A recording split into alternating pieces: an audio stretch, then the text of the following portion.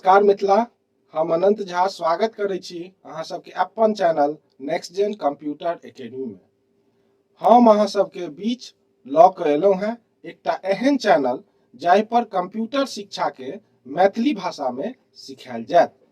किएक तऽ यूट्यूब पर देखलहुँ जे कंप्यूटर शिक्षा के विभिन्न माध्यम से देखायल गेल हँ, जेना कि हिंदी भाषा में, अंग्रेजी भाषा में और अनेकों अन्य क्षेत्रीय भाषा में से हो बतायल गेल हँ, मगर एखन तक मैथिली भाषा में हम कतहु नहीं देखलहुँ। तें हम सोचलहुँ जखन अनेकों भाषा में कंप्यूटर शिक्षा भऽ सकैत छै तऽ मैथिली भाषा में किएक नहीं। जखन कंप्यूटर शिक्षा के मैथिली भाषा में सिखायल जायत तऽ मिथिला के घर घर में कंप्यूटर शिक्षा के जानकारी पहुँच सकैत अछि। किएक तऽ आइ काल्हि मोबाइले आ कंप्यूटर के युग छै, सब किछ ऑनलाइन भेल जा रहल छै। ऑनलाइन युग में बिन कंप्यूटर ज्ञान के जीवन निर्वाह मुश्किल अछि।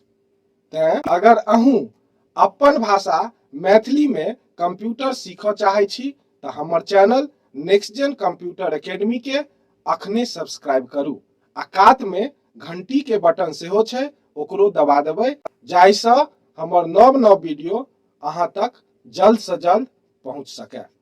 जय मिथिला, जय मैथिली।